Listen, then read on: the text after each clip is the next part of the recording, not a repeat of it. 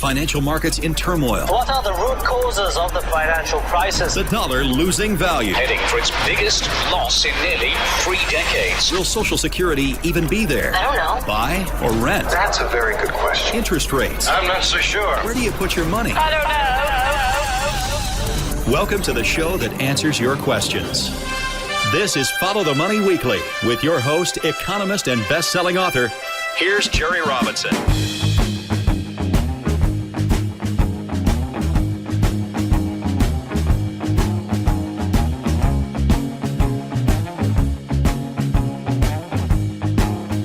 Well, friends, welcome to you all around the world. Welcome to Follow the Money Radio. So grateful to have you here along for the ride. We have a great show lined up for you today. As you can see from the title of today's show, we're talking about the bull case for Bitcoin, the bull case for Bitcoin. So many of you know that I have been a longtime Bitcoin investor. I was turned on to Bitcoin many years ago, many years ago, in fact, by one of our guests that came on this podcast. And we actually had this same guest out at our 2018 Follow the Money Summit, I believe. It was the 2018. And it was Trace Mayer. And we've actually had him on this broadcast before many times. Trace Mayer was someone who was an early adopter in Bitcoin, and he had told me whenever we had done our podcast and we had been talking through email about this brand new novel asset called Bitcoin. And at the time, Bitcoin was trading for very little. I mean, relatively where we see it is now, at Bitcoin's like $10,000. And so, I began taking a position in Bitcoin. I believe that, it looked like a very interesting asset. Obviously, keeping my exposure low, not backing up the truck and buying tons and tons of Bitcoin. However, over time, we have seen that Bitcoin has really worked out to be something very valuable. And on today's podcast, I simply want to lay out the bull case for Bitcoin. Many people today still don't know what to think about Bitcoin. They're not sure if it's the right investment for them. They're not sure if it's that they should expose any of their investments to that asset class.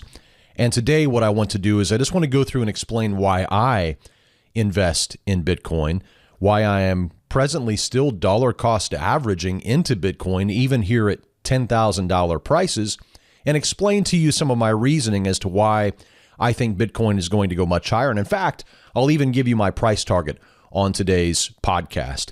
Before we go any further, I do want to make a quick announcement. I want you to hang around to the end of today's podcast. We're going to announce the winner of our last podcast contest, where we were giving away an audio book version of our book, Bankruptcy of Our Nation.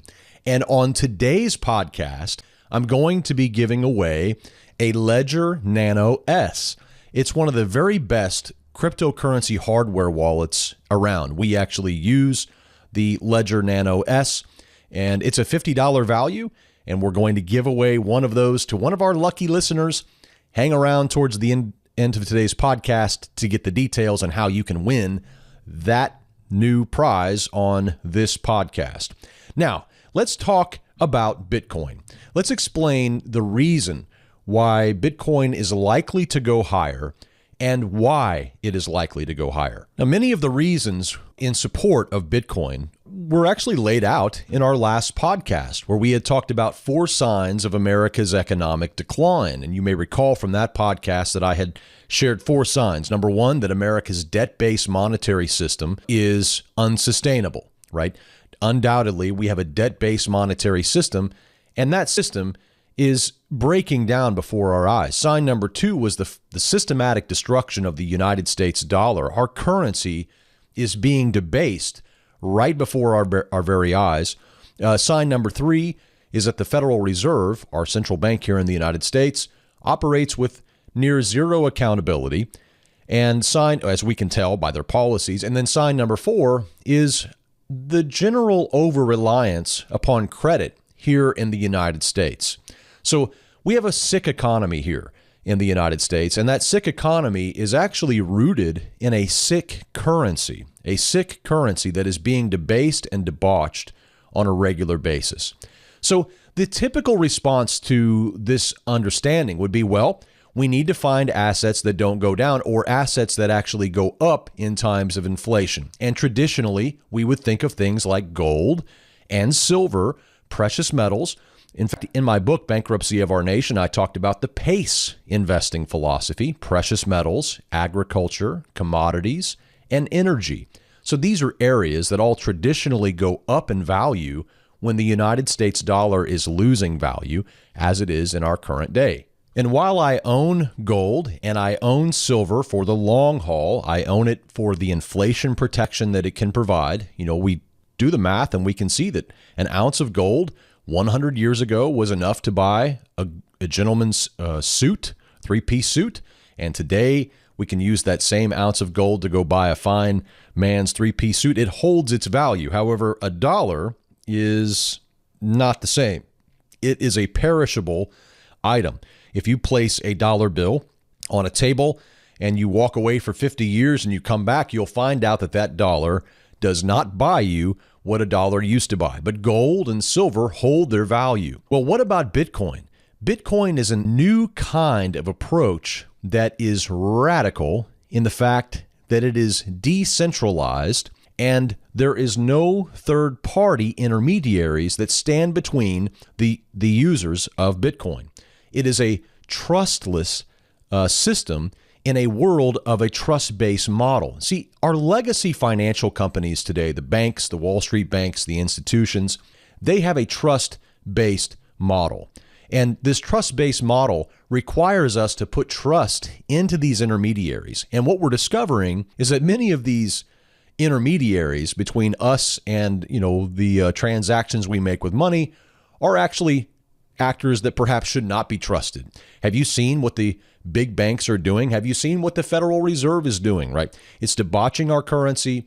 It is charging us massive fees through the financial institutions. And there's a trust factor here that we have to continue to have in the financial system. Many people are checking out of the financial system, and Bitcoin provides a way for people to do that. So in my own personal investing, I allocate up to 15% of my investable assets to precious metals. Now, when it comes to cryptocurrencies, things like Bitcoin, I only allocate up to 5% of my total investable assets into things like Bitcoin. Now, I say that to help you understand that I'm not backing up the truck and putting all of my investments in cryptocurrencies. I'm very aware that Bitcoin is a novel economic institution, as been pointed out by ARK Invest in their brand new white paper that I highly recommend. If you go to ark-invest.com and go to their white papers, you'll find a new white paper, in fact, 2 parts that come out over the last couple of months that talk about Bitcoin and is a very, very good overview. In fact, we'll provide links to those 2 papers in today's show notes, but you can go to ark-invest.com. I believe it's /white papers. And there you'll find 2 new papers that ARK Invest has released on the topic of Bitcoin.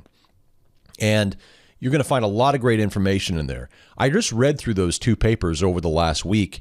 And in addition, with all my other research, I thought today would be a great day just to lay out some of the reasons why we like Bitcoin. Let's just talk about some of the facts. It was born in around 2009, about the same time that I was putting out my book, Bankruptcy of Our Nation. I wrote my very first edition of Bankruptcy of Our Nation back in 2009. And at that time, I was putting out a book to help people solve problems. I saw a big problem coming in the form of, the bankruptcy of our nation. And I was trying to provide people with solutions, right? Multiple streams of income, PACE investment philosophy, investing in real estate, investing in hard assets. However, at that same time that my book was coming out with those solutions, someone else by the name of Satoshi Nakamoto, who we still don't know who the person is, wrote a white paper on the topic of peer-to-peer transactions using this new technology that he had created called Bitcoin. And so I find just something maybe not ironic, but just interesting about the fact that at the same time I was putting my own book out, seeing the problem, someone else also saw the problem and was creating what we would call almost a monetary arc, if you will, something designed to solve a problem specifically with our economy and our monetary system. So Bitcoin is really a code, a computer code that is created to solve a real problem. And that real problem is really rooted in what we had talked about in one of our recent podcasts, as I had mentioned, this debauchery of the currency, right? So we have to tackle this head on, and we have to do something about it. Well, Bitcoin is one solution. It's not the only solution, but it is one solution. And when Bitcoin came out roughly 10 years ago, 11 years ago, it was, worth pennies. Today, it's holding its value above $10,000 per Bitcoin. Bitcoin is the best performing asset of the 21st century. It's really incredible how well Bitcoin has done. And one of the reasons, I believe, why Bitcoin has done so well over the last 20 or 10 years is because it provides the individual with monetary sovereignty. When you own Bitcoin, you are outside the traditional legacy financial system, right? All of these legacy financial institutions, you're not dealing in their world, you're dealing outside of their world. You're dealing in a transparent environment known as the blockchain. Bitcoin is trustless. It transcends borders. It transcends politics. It eliminates the need for trust. This is one of the most innovative inventions we have seen in a long time. And in fact, whenever we look at the paper put out by ARK Invest, which, by the way, ARK Invest is a big investment management firm. They run many different funds.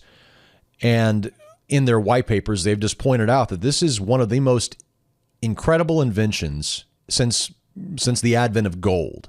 And many people are starting to understand why.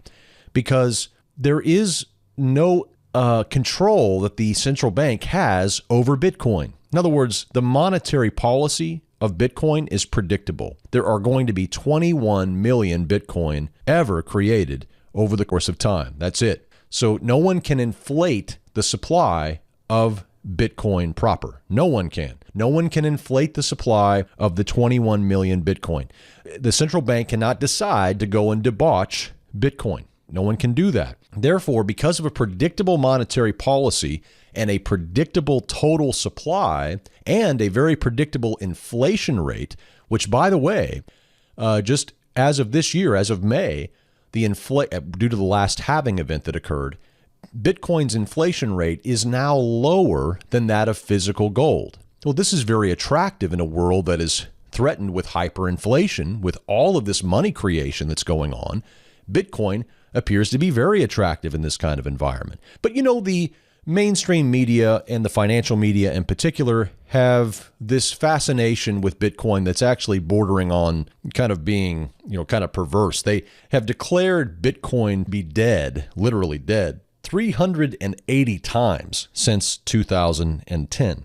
How many times have we heard that Bitcoin is going to go away, that it's dead, that this last rally that it had is the last rally that it'll ever have? And in fact, what we find is that Bitcoin continues to defy the odds and to outperform what the critics had expected. So I like Bitcoin as an emerging asset in my own investment portfolio. And now what I want to do is I want to give you a few ideas on how I view the value of Bitcoin and where I see the price target going. What is my price target out to, say, 2025? That's what I want to share on today's podcast. I was just discussing this topic, in fact, with our Follow the Money members on our latest live coaching call that we do every Tuesday morning. If you want to be a part of our live coaching calls where I get online, we do a webinar style event, and we spend a good hour going through the markets, talking about different topics, including things like Bitcoin, and educating you. If you want to be educated on these topics, then you need a mentor. You need someone to help you along the way. And become a member here at Follow the Money. You get access to our live Tuesday coaching calls. If these podcasts just aren't enough, if you find yourself saying, I wish there was more podcasts, well, there are. There's actually videos that you can get access to here as a member at followthemoney.com. Just go to followthemoney.com/join and choose either the gold or platinum plan, and you'll have access to our live weekly coaching calls right here every single week. But we just talked about Bitcoin, and I was talking about this topic and explaining about the boom-bust cycle of Bitcoin. If you go back and look at Bitcoin, it's really a boom-bust asset. So back in 2013, Bitcoin went on a massive 8,000% rally before it peaked in late 2013 early 2014, and then began a big bust that saw an 80% collapse in the price. So 8,000% rally followed by an 80% bust in the 2013-2014 era. Then we saw another big boom that came in the year 2017. It kind of began around 2015 after the price had bottomed in Bitcoin, and then it began running higher. And by the time we got to the end of 2017, Bitcoin had experienced another 8,000 to 9,000% price rally. It was a massive rally. And then it resolved in what? It resolved at the end of 2017, the beginning of 2018, another big bust. How big? An 80% bust, an 80% collapse. So we saw a big pullback in Bitcoin prices. And of course, this gives fodder to the financial media to claim that Bitcoin is dead. But in fact, what we see kind of before our eyes when we look at a Bitcoin chart is we see these massive waves of booms followed by large, massive busts, and it just goes on and on. So we expect that we are going to see another major boom that's going to be equivalent to what we've seen in the past, both in 2013 and also 2017. And we think about that 2013 to 2017 was 4 years. And then that happens to also be the halving cycle that exists on Bitcoin. And then from 2017 to 2021 is another 4 years. So without saying for sure this is what's going to happen, obviously no one has a crystal ball, it is our belief that we're going to see, we've already seen the lows in Bitcoin, and we're going to see a continued upward trajectory in Bitcoin prices into 2021. Obviously not straight up, nothing goes straight up, but we will see, we believe, a general price increase in Bitcoin going out to 2021, maybe even a little further, before we see another big bust. And when we look back and see where the all-time high was back in 2017, 2018 during that cycle, it was just below 20,000. It was like $19,783. And then when we look at the low from that top, we saw the price of Bitcoin come down from that $19,000 price level all the way down to around $3,170, around $3,100. That represented, of course, that 80% decline that we had talked about. So anytime that we see the price of Bitcoin pull back 80% from its all-time high, we consider that to be a very good buying opportunity. So we have a buy zone on the Bitcoin chart between $4,000 and $8,000. Anytime Bitcoin is between $4,000 and $8,000, that is a time whenever we see the price is trading at a 60 to 80% discount from what its all-time high was. Now, as we move forward, we expect that the next wave is going to send the price of Bitcoin much higher. What's the price target? What can we see the next wave send the price of Bitcoin to? Well, this may sound pretty outrageous, and you may have to sit down to hear this number because it may sound completely ridiculous. But when we take the same cycle, the 8,000% increase that we saw in 2013, followed by an 80% bust, and then the same 8,000% increase that we saw in 2017 that led to the 80% bust in 2018, what if we just take the same numbers and use those same numbers to calculate for what could happen in 2021? And when we do that, what we do is we take the all-time, or not the all-time low, but the low after the big all-time high. So we go back and look at 2017, 2018, we see that all-time high was almost 20,000. Then after that, we saw a pullback all the way down to 3,170. We haven't seen that low ever since. That low was put in 2018.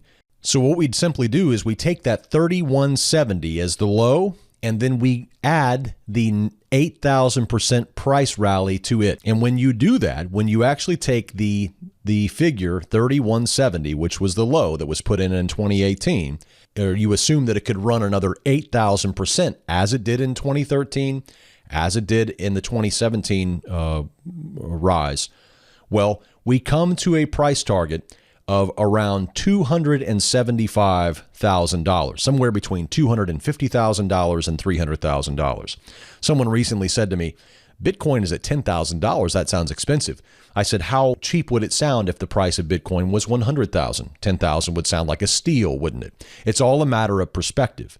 So our 2025 price target, now that's kind of going out further. We're not saying that Bitcoin will hit 275,000 next year, although there's nothing to say that it couldn't. It could also go to zero. This is the other thing to keep in mind about Bitcoin. There is nothing guaranteed about any of this, right? Not at all. But when we look at the actual data, we see that Bitcoin continues to gain adoption and it continues to gain interest from high net worth individuals. There are only 21 million Bitcoin. And if every single millionaire wanted to own a Bitcoin around the world, they wouldn't be able to. This is really quite astonishing. So we have more millionaires than we have Bitcoins to give to each one of them. So slowly but surely, we're beginning to see big fund managers, high net worth individuals realize that some diversification, even if it's small, kind of like we do, 5% of our total investable assets is exposed to cryptocurrency. We even recently saw guys like Paul Tudor Jones begin to add Bitcoin to his overall holdings. He has it in a small single-digit percentage, just like we do. But we see this kind of beginning to happen. We begin to see this kind of movement towards adoption of Bitcoin, and it could accelerate. I mean, if you look at the total number of millionaires, as I was mentioning, just worldwide, you have like 47 million millionaires as of, I believe that was as of a couple of years ago, or maybe 2019. So each one of them, if they all wanted one Bitcoin, it can't happen. So we can see how this could become a problem in the future with such a low fixed supply and yet a potentially strong demand. So heading out to 2025, we have a price target on Bitcoin at $275,000, and that is not based upon anything but the actual math that we have seen in the last two rallies. If the next rally just simply looks like the last two, then that's the price that we could imagine Bitcoin could get to. Now, after that price is reached, we don't expect the price to stay there. We expect it to peak around that price and then to do what? Well, if history is any guide, we're going to see an 80% bust from that price, which could bring that price all the way down to say $40,000 to $60,000 per Bitcoin, which is still well above where we are today, but it would certainly represent a big, big decrease from that $275,000 price target. You know, many individuals who are seeking to diversify their portfolios are also attracted to Bitcoin because of the fact that it offers what we call deep protection. And by deep protection, what we mean is that it's not dependent upon any kind of authority being in power.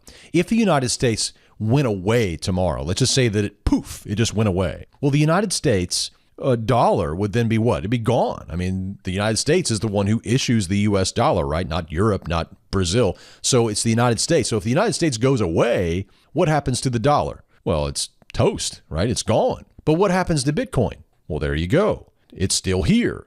It doesn't matter who's in office. It doesn't matter who the Federal Reserve Chairman is. It doesn't matter what monetary policy is. It doesn't matter what country is in power. Bitcoin is here to stay. They can try to make it illegal. They can try to tax it. They can try to do everything under the sun that they want to it, but they cannot get rid of it. By definition, it is proliferating around the world. The genie is out of the bottle. Now, some people say, I'm going to wait to buy Bitcoin until there's an ETF, and then I can buy it in my 401k or my IRA. But to those, I would say this, as I've long been saying, that if you wait until the ETF arrives, and believe me, one will, then you're going to be behind all of the big money that's going to be flowing into Bitcoin. Remember, when you have the advent of a Bitcoin ETF, when that news hits the wire and we begin to hear that Bitcoin ETFs are going to be created, well, if it's a Bitcoin-backed ETF, what does the ETF issuer have to do but go and secure and buy basically those Bitcoin, take them off the market for every single created share of that ETF. And so if that ETF becomes popular, then by definition, you're going to be drilling into that existing 21 million supply, and that'll be taken off of the market for regular individual investors who want to buy a Bitcoin. So the best time to buy Bitcoin is before the Bitcoin ETF comes out. And we don't even really have any idea of when this is going to happen. We'd like to see a Bitcoin ETF. It would be good to have access to that kind of asset. But if you wait until that time, you're probably going to see a lot of price appreciation. The idea here is that you want to get ahead of the smart money. You want to get ahead of the big money, not come in after them, right? So we know a Bitcoin ETF is going to eventually arrive. And when it does, it's going to suck up a lot of demand, a lot of the supply of Bitcoin. And so therefore, if you wait to buy Bitcoin until that happens, you're kind of the caboose. So it's better, in my opinion, to have exposure to Bitcoin ahead of that event instead of simply waiting for that event. So right now, my own strategy here is I began buying Bitcoin many years ago. I allocate 5% of my total investable assets. That means every single month, the money that is in my life that is available to be invested, 5 cents of every investment dollar I put into cryptocurrencies. And the majority of my cryptocurrency holdings, which, by the way, you can view on our website, followthemoney.com/cryptocurrency-portfolio. There I share my entire cryptocurrency portfolio. But more than half of it is exposed to Bitcoin. And so I dollar cost average into Bitcoin whenever it is above my buy zone. Buy zone currently, based upon the all-time high, 60 to 80% below it, puts that buy zone between $4,000 and $8,000. When the price of Bitcoin is between $4,000 and $8,000, I'll tend to buy more Bitcoin. Whenever the price is above that range, then I'm just dollar cost averaging in to Bitcoin with my 5 cents out of every investment dollar. That's how it works. And the easiest way to dollar cost average into Bitcoin, in my opinion, is just simply through Coinbase.com. Yeah, you're going to pay a little bit of a fee, about 1% fee. All depends on how much you're buying. But whenever you do that, it's automatic. So I automatically have Coinbase hit my bank account on the 1st and on the 15th to add more Bitcoin to my holdings, right? Once I get that Bitcoin, and it's automatically happens, so I don't have to think about it. And the dollar cost average is really nice because when you do it twice in 1 month, you're going to get various priced, cost bases, and it's going to even out over time. I've really been happy, with that strategy. And then of course you can dollar cost average into Bitcoin for as long as you want to until you have enough. Maybe you want to own 1 Bitcoin. Well, you could dollar cost average until you hit that price or until you hit that level. Or maybe you want to own 2 Bitcoin or a half of a Bitcoin. Well, just dollar cost average until you reach that level, and then you can be done. Then you have your exposure to that asset and you're done. You can move on to doing something else. So that brings me to my 2 cryptocurrency investing rules. I've been teaching these for a long time, but basically number 1 is that I limit. These are rules that I apply. Now, I would say they're pretty darn good rules for perhaps you to consider, but you do what you think you should do with your own money. Don't listen to people like me or anybody on a podcast or on TV or on radio. It's your money. You need to be wise. Not everything is right for every single person, right? So Bitcoin is probably not right for every single person. Some people don't want the risk. Some people don't want to even take on that kind of risk, and that's understandable. But my rules that I impose upon myself here as a cryptocurrency investor, a longtime cryptocurrency investor, is number 1, I limit my total investing into cryptocurrencies. I cap it at 5% of my total investable assets. Okay. So that means that every time that I have money to invest, only 5 cents out of every dollar is going to go into cryptocurrencies. Why? Because it's dangerous, because it's risky, because it's volatile, and also because could Bitcoin go to zero? Jerry says it could go to 275,000. Yes, but Jerry also says that it could also go to zero. I'm aware of what's going on. Therefore, I limit the amount of money that I put in. I believe that Bitcoin is going to go to 6 figures, and probably even well beyond as we move further and further into the future. However, I'm also cognizant that it could also go to zero, right? So I'm not going to back up the truck and risk my whole life savings into something like Bitcoin. What I am going to do is I'm going to limit it to 5% of my total investable assets. I may raise that in the future. I'm very comfortable at 5% with cryptocurrencies right now. I've been there for years, very happy with that level. Have been very happy with the returns on that level. And so that's rule number one. And then rule number two is that I always keep my long-term cryptocurrency holdings in cold storage. That means in a hardware wallet or a paper wallet, somewhere not on an exchange. Well, I may have cryptocurrency on an exchange if I'm planning on trading it or using it for something. But once I purchase cryptocurrency and I'm not planning on using that cryptocurrency for any purpose, then I take it off of the exchanges and I put it into cold storage. That way it's not touching the internet. It's not touching anything where a hacker could get it. And I put that, personally, I put those cryptocurrencies onto a hardware wallet. And that's exactly what we're going to be giving away today. Be sure to stick around to the end of the today's podcast. We're going to be giving away a hardware wallet, the same hardware wallet that we use. It's the Ledger Nano S. So stick around to the end of today's podcast to get information on how you can win that. Another thing I want to mention also, in addition to those two rules, are you probably want to read up on this topic. And one book that I have found, is kind of hard to find really good books on this topic, but one really great book that I can strongly recommend to you is a book called The Bitcoin Standard. The Bitcoin Standard.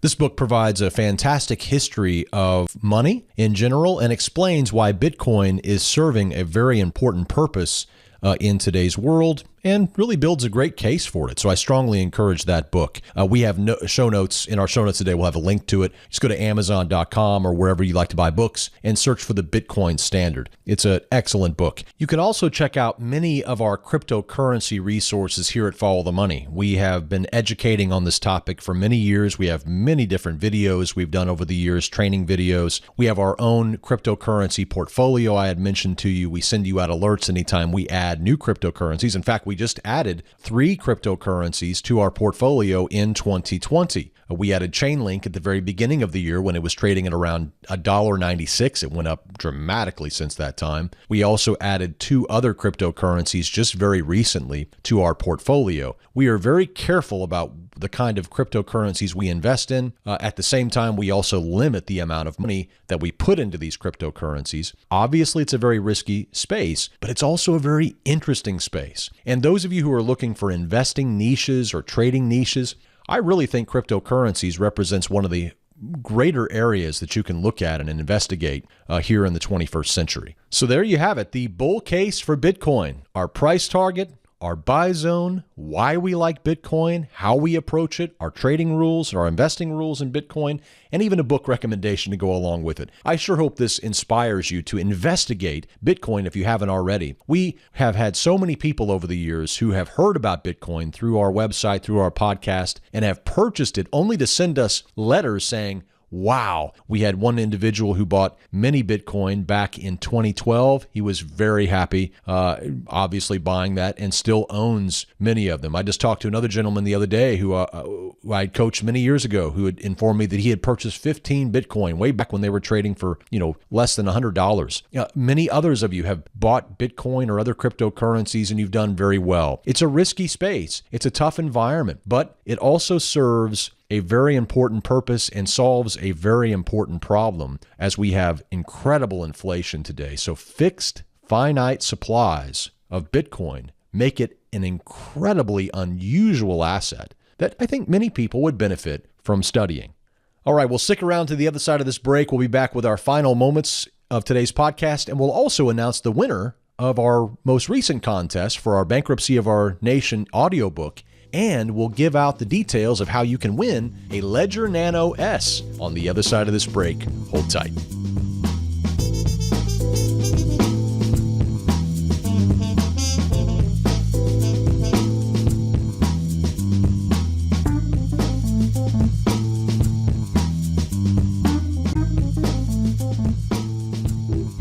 Are you prepared for the next stock market crash? It's not too late to protect yourself and your family with Jerry Robinson's best-selling book, Bankruptcy of Our Nation, now in a new audiobook format. Whether you want to listen in the car, at the gym, or on your iPad, we've got you covered. Get the entire 300-page book in audio format for only $24.95. That's over 12 hours of Jerry Robinson's economic wisdom, financial insights, and practical money-making strategies for only $24.95. Inside this new audiobook, you'll learn 21 profitable income streams you can create both now and in retirement, along with unique tips on how to inflation-proof your investment portfolio using our own PACE philosophy. And our 5 levels of financial freedom, which is Jerry Robinson's personal blueprint for building true wealth. If your goal is to become a better investor, increase your income, or just understand what is really happening in the global economy, you cannot afford to miss out on the vital information that is jam-packed into this 12-hour audio book. Get instant access to Bankruptcy of Our Nation in audio format right now by going online to www.ftmdaily.com/bankruptcy. That's ftmdaily.com/bankruptcy.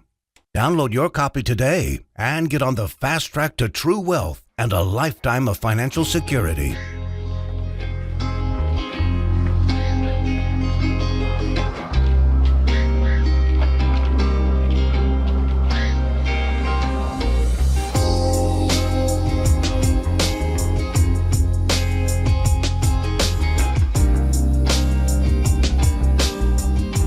Hey friends, this is Jerry Robinson from Follow the Money Weekly. Recently, we have been receiving many emails from our listeners commenting on the great help they're getting from our precious metals expert, Tom Cloud. Gold and silver are excellent hedges against the growing threat of coming U.S. inflation. Who's your gold guy? Make it Tom Cloud. With over 30 years experience with precious metals, Tom will answer all of your questions. Don't buy your gold and silver through some call center and pay inflated prices. Call my good friend Tom Cloud and speak directly with him and get all of your questions answered. For a limited time, Tom is offering free shipping and insurance on every gold and silver purchase made by our listeners. Call 800-247-2812. And when you do, tell him that Jerry Robinson from Follow the Money Weekly sent you, and he'll throw in that free shipping and insurance on your entire order. Call your gold guy, Tom Cloud, right now for the very best deals on gold and silver coins. 800-247-2812. That is 800-247-2812.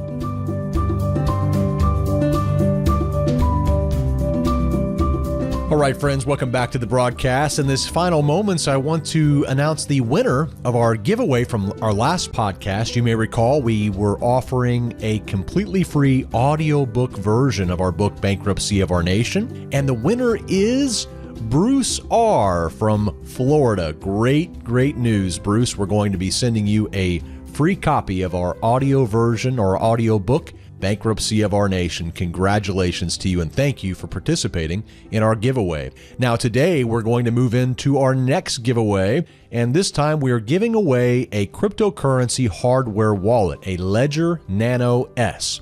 Now to enter to win this contest, all you have to do is go to followthemoney.com/giveaway. There you will be prompted to enter your name and your town and your email address. And the way you win is by telling us what you like most about Follow the Money Radio. We'll take all of the answers and responses that we receive and we'll pick a winner at random. Best wishes to you and all success at followthemoney.com/giveaway to enter to win that Ledger Nano S cryptocurrency hardware wallet. And with that brings us to the end of our broadcast. Thank you so much for being a part of each and every one of these broadcasts we've been doing over the years. It's wonderful to have you as a listener. You can always feel free to reach out to us through our website, followthemoney.com/contact. If you have any questions or comments for us, we'd love to hear from you. And as always, we'd like to leave you with a final word, this time a quote by one of the wisest investors of our generation, Charlie Munger, who is a sidekick of Warren Buffett at Berkshire Hathaway. Mr. Munger says, "The big money is not in the buying and the selling, but in the waiting." And that's just something to think about. Remember, friends, when you want the truth about the global economy, just follow the money. Have a safe and prosperous week, and we'll see you right back here next time. Until then, God bless.